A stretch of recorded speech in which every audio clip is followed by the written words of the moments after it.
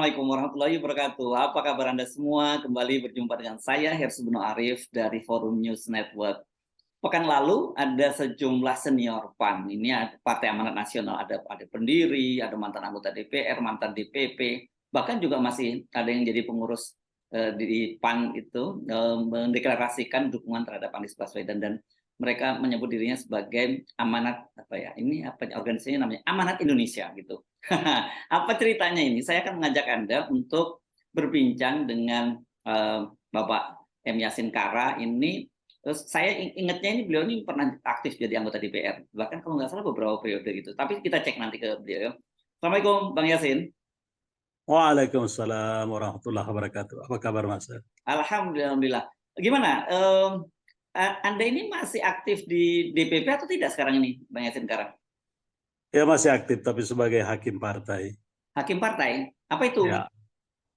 Hakim partai itu berada di bawah Mahkamah Partai. Mahkamah Partai. Yang fungsinya ya. Mhm. Fungsinya mengadili kalau ada kasus-kasus yang muncul berkaitan dengan kepartaian, keanggotaan dan seterusnya kayak gitu-gitulah. Iya. Nah ini kalau gitu kasus seperti Bang Yasin dan teman-teman mendeklarasikan amanat Indonesia ini masuk kasus nggak ini jadinya?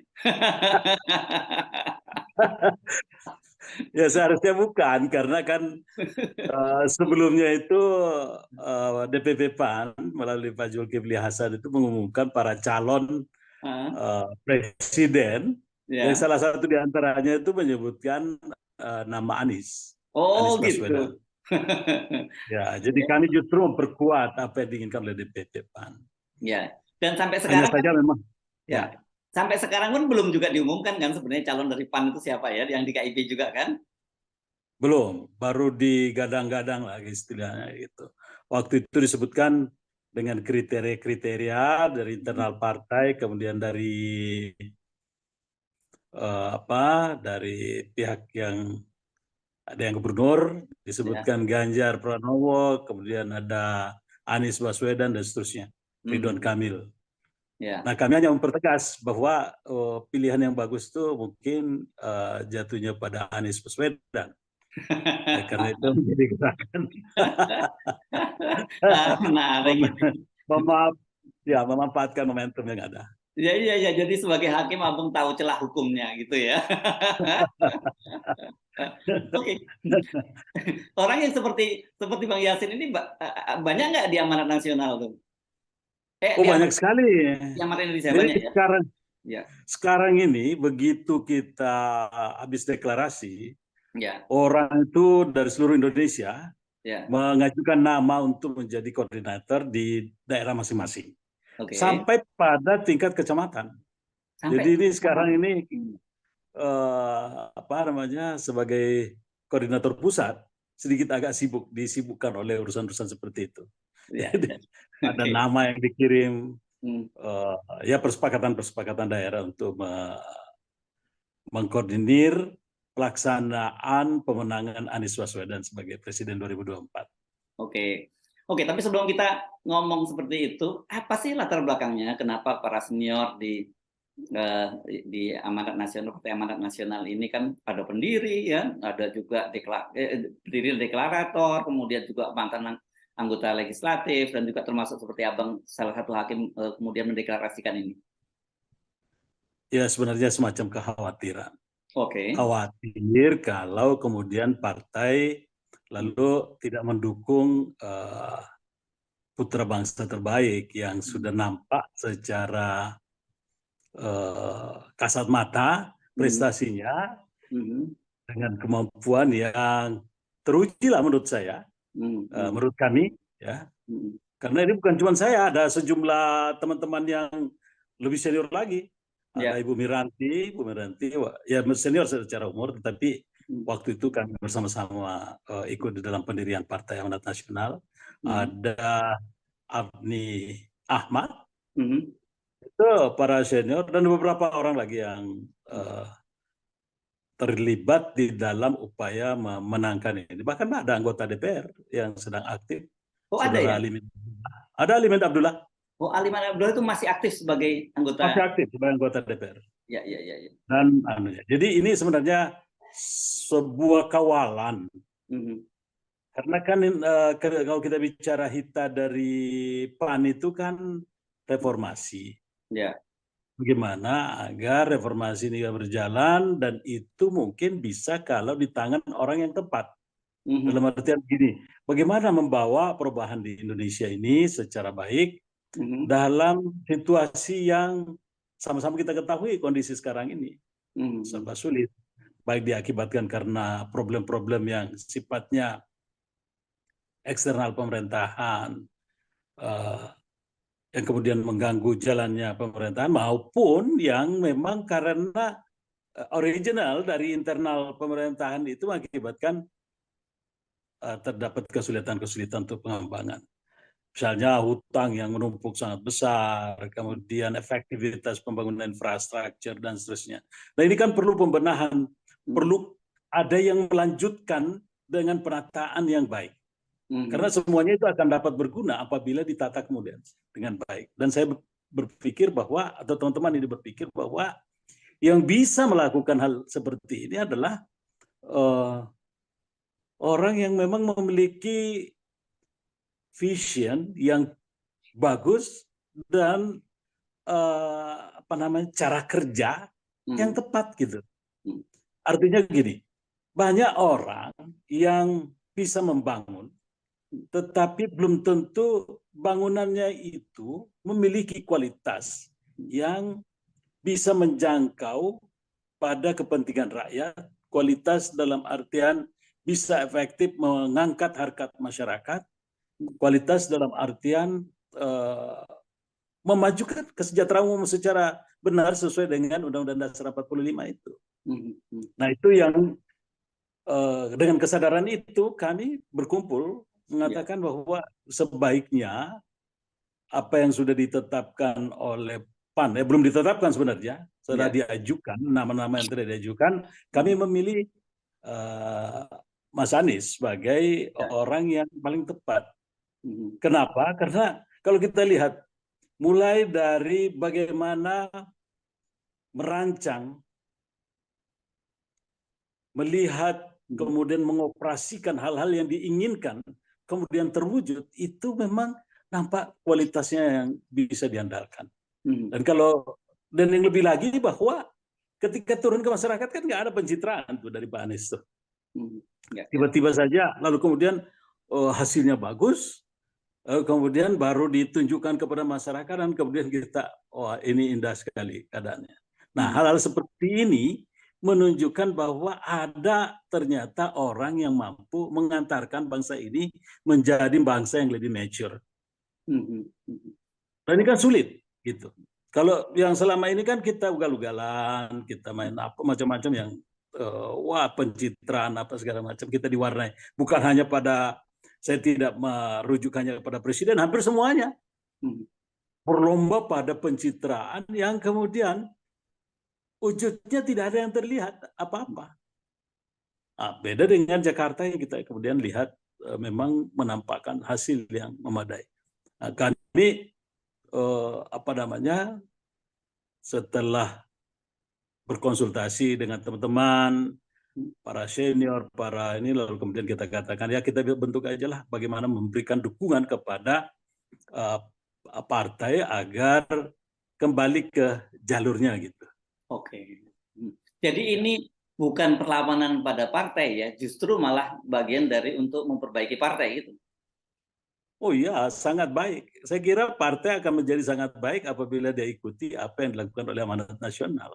Karena kenapa? Ini representatif dari 55% kalau nggak salah. Dari hasil survei ini. Ya.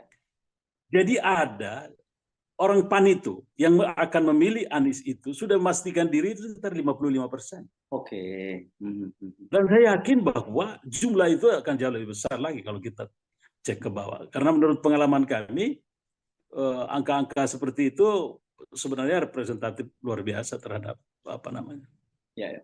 Oke, jadi ini hampir dipastikan kalau kemudian PAN, DPP PAN dalam hal ini terus dengan sikapnya semula bergabung dalam KIB dan kemudian tidak memilih Anies Baswedan, ini dampaknya kepada PAN sendiri itu akan buruk pada pemilu 2024 nanti. Oh, sangat merugikan. sangat merugikan menurut saya. Karena kenapa nature dari pemilih PAN ya seperti itu. Itu kan nature dari pemilih PAN itu kan rasional dan lebih melihat keadaan secara faktual, pengen kan ada fakta-fakta yang bisa menjadi penopang bagi mereka untuk mengambil keputusan kepada siapa mereka akan mendukung. Nah, kalau itu lalu kemudian berbeda, kan orang mempersepsikan partai lalu kemudian partai apaan itu. Artinya berbeda dari yang selama ini mereka dukung. Gitu. Nah, kita tidak menginginkan itu menjadi kerugian bagi partai, sehingga kita minta. Karena sebenarnya belajar dari kejadian-kejadian sebelumnya. Misalnya begini, tiba-tiba pimpinan partai mendukung perpanjangan masa jabatan. Ketika mendukung perpanjangan masa jabatan, reaksi dari teman-teman PAN itu di bawah itu sangat negatif. Apalagi di kalangan konstituen. Nah, jangan sampai itu terjadi. Tetapi itu bisa dimaklumi dengan berbagai macam justifikasi. Pemaafan dari kita. Hanya saja ketika kita bicara sudah sampai pada tingkat penentuan masa depan bangsa yang saat ditentukan oleh pemimpinnya, maka ini yang menjadi krusial, Jadi ada kita kan melakukan perkaderan di partai. Ajaran kita di setiap pelatihan mengatakan begini. Apabila Anda ingin memperbaiki keadaan, maka perbaikilah diri Anda dulu sebelumnya. Artinya kita mempercayai bahwa kehadiran pemimpin yang memang memiliki kemampuan untuk menggait keadaan, memimpin perubahan di dalam masyarakat itu sangat penting. Karena kalau kita hanya bertumpu pada peraturan, katakanlah kita katakan ya Undang-Undang Dasar 45 sudah ada, sudah lengkap dan seterusnya. Tapi kan kalau seandainya tidak tertolak kemarin itu dengan kekuasaan pemimpin tiba-tiba aja bisa berubah itu menjadi 3 periode misalnya. Nah itu kan menjadi kacau. Sehingga kita melihat bahwa kita membutuhkan pemimpin yang amanah, pemimpin yang bisa dipercaya, yang tidak mengubur kekayaan pribadi misalnya, dan mau bekerja, turun ke lapangan, melihat keadaan, bersentuhan dengan masyarakat secara langsung. Tidak hanya melihat, tapi mendefinisikan persoalan secara benar di dalam masyarakat itu, lalu kemudian mengambil langkah-langkah yang memungkinkan masyarakat, persoalan-persoalan masyarakat itu terselesaikan. Nah, ini kan sedikit orang yang bisa melakukan hal seperti itu sekarang ini. Yang ada adalah tahun lalu kita melakukan ini, tahun ini kita akan melakukan itu lagi dan seterusnya. Jadi jadi anggaran itu habis dari pengeluaran pemerintah itu, spending pemerintah itu habis dari fotokopi program dari tahun ke tahun. Kalau itu yang terjadi, bangsa ini tidak akan pernah keluar dari persoalan berat. Dan perhatikan saja tahun 2011 kita sudah, waktu itu saya lihat di Amerika sudah tercatat kita punya income per kapita itu sekitar 4.000-an US dollar. Hari ini pun kita masih 4.000.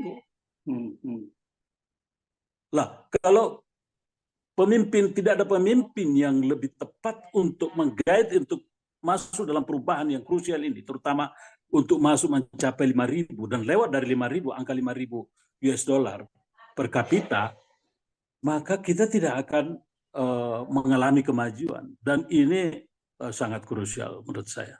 Dan Anda yakin bahwa itu Anies bisa mewujudkan itu? Saya sangat yakin, karena kenapa? Anies itu memiliki kemampuan mengelaborasi komponen-komponen yang ada dalam komponen-komponen kekuatan dalam masyarakat menjadi satu energi yang kemudian menghasilkan pertumbuhan yang pas gitu, menghasilkan income masyarakat yang pas. Nah, ini apakah setelah deklarasi itu ada komunikasi dengan DPP PAN, atau bahkan sebelumnya ada komunikasi, atau tidak langsung saja disampaikan, dideklarasikan, dan kalau kemudian apakah setelah ini karena Abang tadi katanya masih aktif di partai, apakah ada panggilan dari partai, ada teguran semacam itu? Nggak ada, yang ada sentilan-sentilan sedikit lah. Oh, gitu. Ya katanya ini bukan dari partai dan seterusnya. Ya memang ini bukan dari partai, ini adalah dari para senior, para penggiat partai, para pengurus-pengurus, para mantan pengurus, mantan anggota DPR, ataupun anggota DPR yang ingin melihat partai lebih baik ke depan, lalu kemudian berkumpul, memberikan masukan. Karena bagaimanapun juga, perkumpulan itu kan selalu mengatakan menjadi kekuatan. Kalau kekuatan itu muncul, seharusnya didengarkan. Karena kalau tidak, artinya ini kan akan terjadi irisan kekuatan dari partai. Jadi kalau tidak terjadi irisan kekuatan dari partai lalu kemudian tidak mendapat perhatian, maka kerugian besar bagi partai, saya kira. Oke. Nah, tadi kan Bang Yasin sekarang menyebutkan sekitar dari sebuah survei juga 55% pemilih PAN itu memilih Anies. Apakah kalau kemudian sampai pada saat nanti pada Pilpres 2024 ternyata PAN tetap tidak mengusung Anies Baswedan, itu diperkirakan akan ada banyak yang lari, dan kemungkinan juga PAN tidak lolos parliamentary threshold itu bisa terjadi. Oh jelas, kalau 55% itu lalu kemudian mengambil keputusan, 100% dari 55% itu tadi mengambil keputusan, itu artinya posisi partai akan menjadi 3%. Kalau itu yang terjadi, maka sesuai dengan peraturan undang-undang, parliamentary threshold itu kan 4%. Minus 1 untuk goal. Tapi selalu ada aja kadang-kadang blessing in disguise, terutama dari permainan pemilu yang kadang-kadang baik, kadang-kadang merugikan. Gitu.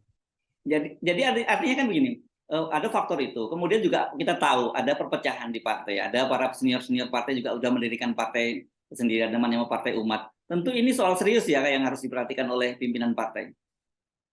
Oh iya, betul. Karena originalitas dari pendukung PAN itu kan pertama itu dari kalangan orang-orang terpelajar, dan itu basisnya misalnya di Muhammadiyah, kemudian di kalangan perguruan tinggi, kemudian kalangan lembaga-lembaga kajian dan seterusnya, itu yang memberikan dukungan selama ini. Nah, kalau ini kemudian sudah minggir, maka mulai dari influencer yang selama ini menjadi andalan dari Partai Amanat Nasional sampai pada orang-orang bawahnya itu akan hilang. Dan kalau itu yang terjadi, artinya ya kerugian besar bagi PAN. Ya kami sebenarnya prihatin dengan keadaan itu kalau itu sempat terjadi. Jadi sebenarnya secara tidak langsung tidak menginginkan lah jangan sampai terjadi. Jadi secara tidak langsung sebenarnya ini Amanat Indonesia ini, mereka tokoh senior yang bergabung dalam Amanat Indonesia juga tetap ingin menyelamatkan PAN gitu ya. Oh ya pasti, niat baik. Kita menginginkan itu selamat. Tapi tetap perlu diperhitungkan bahwa bagi orang-orang PAN itu, kita ini kan sebenarnya ini orang-orang PAN ini agak berbeda sedikit dengan partai-partai lain. Orang PAN ini dihuni oleh orang-orang aktivis yang tadinya tidak ingin berpolitik. Berpolitik karena melihat adanya perubahan yang terjadi tahun 98 itu. Nah, ketika itu terjadi, lalu kemudian kita menganggap bahwa kita sudah saatnya untuk turun memberikan sumbangsi.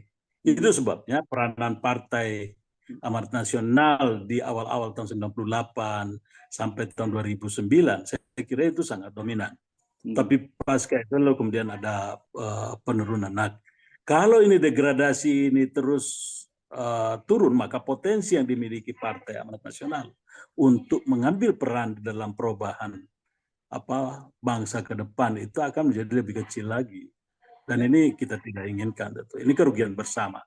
Karena kalau saya kira kita buka aja lah mata kita dan kemudian kita lihat persisnya fenomena perpolitikan bangsa ini, hilangnya satu partai yang seharusnya mengambil peran pelopor di dalam perubahan bangsa, itu menjadi kerugian yang luar biasa. Ya, baik. Nah ini kan sebenarnya awalnya dulu beberapa waktu yang lalu ada tanda-tanda bahwa sebenarnya PAN ini ingin merapat ke Anies Baswedan. Itu kita bisa lihat pada sholat Idul Fitri, katakanlah ya, Pak Zulkifli Hasan pada waktu itu sholat di Jakarta International Stadium dan kemudian memuji Pak Anies Baswedan sebagai gubernur yang berhasil, dan itu sebagai sinyal PAN akan mendukung Anies Baswedan. Mengapa tiba-tiba berbalik arah PAN ini? Apa yang terjadi, Bang Yasin Kara? Jadi begini, Pak Jul ini politisi beneran gitu ya. Dalam artian lincah sekali bermanuver kemana-mana dan selalu membuat kita bingung. Nah, tetapi saya kira 1 tahun terakhir ke depan ini kita tidak boleh lagi bingung. Saya lihat misalnya Pak Jul itu waktu di DKI kan anaknya terlibat sebagai ketua DPRD di DKI. Itu sangat aktif mendukung Anies Baswedan. Dan itu saya lalu kemudian berpikir bahwa sesungguhnya apakah ini hanya permainan belaka, KIB-KIB-an ini, atau beneran. Tapi ketika mulai terlihat ada kesungguhan, terlebih ketika orang sudah mengatakan, apakah Anies bisa menang dengan kondisi keuangan yang minim? Kita, sebagian dari kita ini, dari Partai Amanat Nasional, mempercayai bahwa memang seorang pelopor perubahan itu tidak boleh mengandalkan uang di dalam pemilu. Karena sebenarnya menggunakan uang dalam pemilu itu sebenarnya kan bias di dalam sistem demokrasi. Nah, artinya kalau kemudian Anies lalu kemudian bermain uang lalu untuk menang, itu kita salah kaprah di dalam permainan. Nah, bagi kami ini adalah perjuangan. Kalau kita berjuang, maka kita bergerak dengan sekemampuan yang kita miliki. Dan alhamdulillah saya perhatikan di dalam kunjungan-kunjungan Anies ini sama-sama kita perhatikan bagaimana di Tasik, di Ciamis, di Palu kemarin. Palu itu sama sekali tidak dipersiapkan sebenarnya, tetapi tetap saja ramai. Luar biasa sambutan. Bahkan di dalam sambutan-sambutan pimpinan partai lain pun kadang-kadang orang berteriak Anies Baswedan. Nah, itu artinya kan Anies memang memiliki suatu daya tarik, dan saya yakin masyarakat mulai belajar kok, mulai melihat bahwa kita tidak boleh stagnan dalam kedewasaan berpolitik. Ya. Jadi oke. Jadi balik dengan pertanyaan saya, jadi apa yang sesungguhnya terjadi? Kenapa kemudian para DPP ini bersikeras kemudian bergabung di KIB dan menafikan aspirasi dari para konstituen? Ini kan di dalam politik ini ada 2 kepercayaan. Kepercayaan pertama itu adalah bahwa untuk menang itu harus pakai uang. Ya. Kepercayaan kedua itu mengatakan bahwa untuk menang itu harus pakai program dan kedekatan ideologis, kedekatan secara rasional, saintifik lah istilahnya itu, dengan dengan masyarakat. Nah, kalau yang kedua itu dipilih, artinya kita sudah masuk menjadi negara modern di dalam berpartai. Tapi kalau masih yang pertama itu sebenarnya keadaan yang sangat tradisional. Memang kita akui bahwa negara-negara lain pun kan mengalami hal yang sama. Amerika itu ada saatnya waktu pemilu itu para politisinya membawa itu disebut dengan pork barrel itu loh. Ya. Pork barrel itu membawa sogoan buat masyarakat, dan kemudian masyarakatnya memilih para politisinya. Tapi saya kira ini sudah berlangsung terlampau lama buat Indonesia untuk tetap bertahan seperti itu. Terlebih bahwa saya sudah lihat belakangan ini sejumlah mak-mak misalnya menolak sembako yang dibagikan oleh capres-capres yang ya belum ada yang capres sebenarnya, yang dijagokan ini, orang-orang yang dijagokan ini tadi. Artinya kan ada kesadaran. Kenapa kita tidak menjadi pelopor atas itu? Kalau kita menjadi pelopor atas itu, maka warna kepeloporan itu lalu kemudian akan terbaca oleh masyarakat yang memang original pemilih partai, pemilih PAN. Dan kalau itu yang terjadi, insya Allah perpecahan PAN yang ada ini, katakanlah yang ada umat, ada yang di PAN, itu akan menjadi tidak berdampak berdampak berat bagi partai. Artinya masih bisa terkendali, tetapi ambil itu karena originalitasnya itu. Kalau kita berubah mencari pendukung baru, wah itu mereka sebelumnya sudah mendukung partai lain, sudah lebih dekat dengan partai yang sebelumnya, lalu kemudian kita panggil untuk ikut ke Partai Amanat Nasional. Saya kira itu bukan persoalan gampang, tapi menggarap yang sudah lama lalu kemudian melakukan ekspansi pada pemilih-pemilih baru, itu saya kira jalan yang pas. Itulah yang kami percaya. Kenapa menjadi ini? Jadi ini adalah persoalan strategi dalam memenangkan PAN. Di samping memang kita melihat bahwa memilih Anies Baswedan sebagai figur untuk Capres 2024 adalah pilihan yang tepat, pilihan yang baik buat bangsa ini. Makanya kami menyebutnya Indonesia Baik. Jadi kalau mau Indonesia Baik, maka mari bergabung di dalam penguatan Anies Baswedan. Gitu. Nah ini apakah tadi kan Bang cerita bahwa banyak sekali permintaan daerah untuk menjadi pengurus itu. Apakah kemudian ini juga akan dibentuk semacam itu atau akan ada deklarasi lanjutan di daerah-daerah? Ya, paling itu nanti akan ada pertemuan-pertemuan yang sifatnya pertemuan-pertemuan besar yang dilakukan pada setiap daerah, di mana dari pusat ada koordinator-koordinator yang turun untuk mengkoordinir kegiatan itu. Karena pada dasarnya teman-teman di daerah itu bukan hanya menjadi berkumpul sebagai satu kekuatan pendukung, tetapi justru menjadi tim yang akan masuk ke dalam masyarakat, memberikan penjelasan lebih jauh mengenai kandidat yang kita usung. Jadi tidak berhenti sebagai. Ya, ada strukturnya nggak nih Bang, Amanat Indonesia ini? Amanat Nasional strukturnya sangat sederhana, karena ini kan sebenarnya kan kita menghindari struktur yang kemudian bisa menjadikan complicated. Sehingga strukturnya itu ya sangat simple. Ada koordinator pada tingkat provinsi, ada koordinator pada tingkat daerah, kemudian koordinator pada tingkat kecamatan, kelurahan ke bawah, tetapi tidak dalam tight structure kayak gitu. Hierarkinya tidak hierarkis sekali gitu ya? Tidak hierarkis, elegan aja hubungan.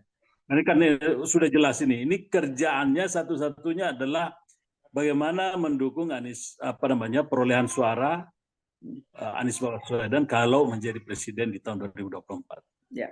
Jadi kalau di nasional ada koordinator ya istilahnya sebutannya ya di nasional. Ada koordinator. Untuk sementara itu kan dipimpin oleh Saudara Sahril Hamid. Di Sahril Hamid ini didampingin oleh orang-orang kayak saya, Pak Afni, ada Putrajaya dan seterusnya itu teman-teman yang terlibat di dalamnya. Ada Pak Alimin Abdullah, semua memberikan Ibu Miranti berkontribusi untuk itu. Di samping itu ada tugas-tugas khusus yang dibebankan kepada kayak saya misalnya. Saya dengar keputusan kemarin belum tertulis, tetapi katanya saya diminta untuk berkoordinasi dengan Sulawesi. Oh, secara keseluruhan. Ya. koordinator wilayah lah begitu ya untuk Koordinator wilayah. ya, Koordinator wilayah. ya. Apakah ini sudah ada komunikasi dengan Anies Baswedan? Sudah bertemu dengan Anies Baswedan? Nah, Anies Baswedan sebelum kita mendeklarasikan ini, kita sudah ketemu dengan Pak Anies. Ya. Ya, kita bicara banyak lah dengan Mas Anies, kita ada masukan, Pak Anies juga menyampaikan keadaan-keadaan yang ada, dan menurut saya deklarasi amanat nasional lebih cepat pada saat itu lebih baik, sehingga begitu keluar dari Mas Anies, kami langsung ke GF Kemang itu melaunching, meminta wartawan pada ngumpul, lalu kemudian kita launching. Ya, ya. Alhamdulillah. Amanat Indonesia atau amanat nasional namanya yang betul? Amanat Indonesia, Amanat Indonesia. Amanat Indonesia. Ya, ya. Anies Amanat Indonesia. Oh, Anies Amanat Indonesia. Oke, kalau melihat ini beberapa safari yang dilakukan oleh Anies kan disambut luar biasa, tetapi kan pasti Bang Yasin juga mendengar ini kunjungan-kunjungan Anies di beberapa daerah mulai ada hambatan-hambatan, termasuk di Aceh izin sudah dicabut, kemudian di Riau juga rencananya tempat lokasi yang tadinya mau digunakan dicabut dan sebagainya. Anda melihat apa? Ini ada permainan apa ini, Bang Yasin? Ya, secara politik ini kan memang nggak perlu diragukan lagi bahwa ada perbedaan. Ya. Ada yang mendukung Anies dan ada yang tidak mendukung, tidak menginginkan Anies. Ya. Biasa dalam itu. Lah, kebetulan yang tidak begitu menginginkan Anies kan menginginkan pilihan lain. Ya. Kemudian ketika Anies ini merambah ke daerah dan mendapat sambutan luar biasa, ambillah contoh misalnya orang-orang dikumpulkan di GBK kemarin. Ya. Itu kalau dibandingkan dengan orang yang kumpul di Ciamis, kalah yang di GBK menurut saya sih. Okay. Padahal itu sudah dikoordinir habis. Yang di Ciamis itu nggak ada yang dikoordinir itu. Ya, Anies pengen lewat, lalu kemudian orang berkumpul. Pak Anies itu kan dari pesantren ke pesantren, ke lembaga apa, kumpul ngobrol-ngobrol. Dalam perjalanan itu orang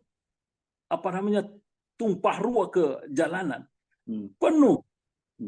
Nah, ini kan tidak ada yang diatur, tidak ada yang nggak ada yang dibiayain untuk datang kumpul-kumpul. Ya cuma pengen lihat, oh ini rupanya Anies Baswedan yang yang kita harapkan menjadi presiden.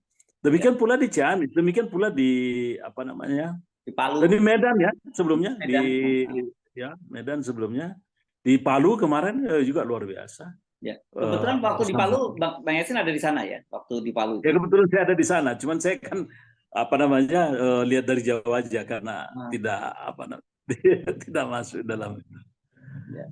Itu memang ini ya, memang luar biasa ya di Palu itu juga ya fenomenanya ya. Ya luar biasa. Sambutan masyarakat itu sampai pendukung presiden sebelumnya itu mengatakan pokoknya kami sudah kecewa, pengennya Anies Baswedan. Oh, oke. Ya. Kan gitu. Ya. Baik. Dan itu sangat ya kadang-kadang vulgar lah. Kalau masyarakat ngomong kan vulgar. Oke. Tapi sekali lagi saya mau tanyakan ke Bang Yasin, apakah ini nanti kalau sudah berjalan kemudian akan dicoba tetap dikomunikasikan dengan DPP atau tetap silakan DPP berjalan sendiri dan kemudian Amanat Indonesia berjalan sendiri juga? Jadi yang waras itu tentulah kita perlu berembuk dengan DPP. Dengan harapan bahwa kita ketemu jalannya. Jadi DPP itu jangan jalan sendiri-sendiri. Karena kan kadang-kadang ini dasar berpikirnya itu kan hanya persoalan logistik. Kalau ini terus yang menjadi alasan, sehingga PAN itu belum pernah sukses mengumpulkan logistik untuk pemilu. Betul, saya terikut selalu. Hampir semua pemilu saya ikut menjadi caleg. Dan saya tidak pernah melihat PAN itu sukses mengumpulkan logistik. Jadi udahlah, nggak usah mimpi-mimpi soal logistik macam-macam kayak gitu. Itu bohongan belaka. Yang ada yang penting kita lakukan adalah mari kita betul-betul kembali pada hitapan itu ya, sebagai partai perjuangan.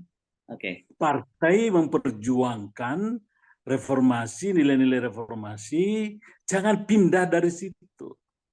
Karena kenapa? Ini masih jauh wujud reformasi itu. Wujud nyata reformasi itu masih perlu. Dan itu kepemimpinan sangat urgensi kepemimpinan di dalam membawa reformasi ini wujud. Itu sangat penting. Kalau kita belajar begini, coba perhatikan bagaimana Amerika, bagaimana Eropa, George Washington misalnya. Memang ada peraturan sebelum mereka menjadi pemimpin, tapi karena leadership yang kuat, maka Amerika bisa menjadi baik. Prancis, karena leadership yang bagus lalu kemudian. Dan ada contoh yang paling dekat bagi orang PAN yang sangat penting sebenarnya adalah contoh agamanya. Dari kondisi jahiliyah berubah menjadi baik dengan satu kepemimpinan, yaitu Rasulullah. Dan kalau itu tidak menjadi contoh, ya kita nggak benar gitu. Kayak gitulah.